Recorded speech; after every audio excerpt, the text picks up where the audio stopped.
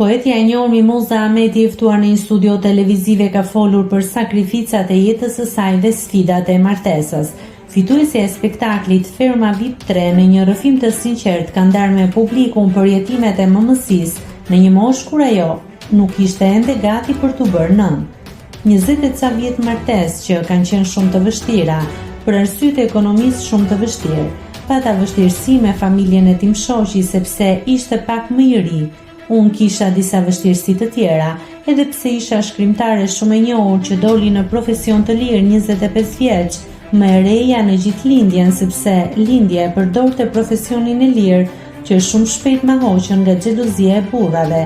Kjo jeta martesore, fëmijët erdhën njëri pas tjetrit. Fëmijë që do ta pranoj hapur, nuk e kisha programuar që doja të bëhesha nëna aq shpejt. Unë isha tërësisht në lartësinë e krijimtarisë të një shkolle që kisha studiuar në mënyrë intensive. Në të gjithë këtë panoramë, ekzistenca familjare, 2 fëmijë, fakti që duke patur fëmijë e impenjuar, bllokohesh prej tyre, tha Mimoza Ahmeti.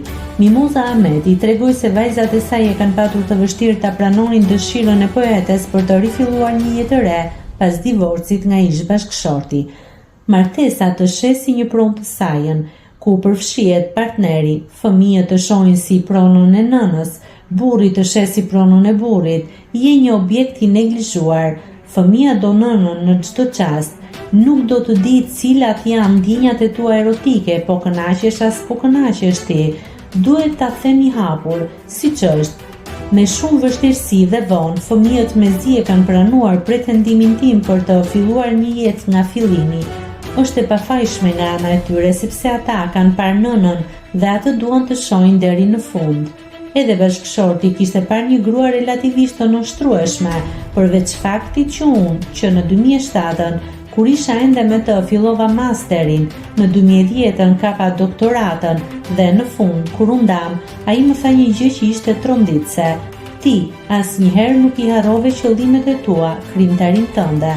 Unë kam jetuar e dyzuar gjithë jetën familjare, ishte familja dhe njeriu që unë doja ta procesoja deri në fund. U shpreh fituesja e Ferma VIP 3, Mimoza Ahmeti.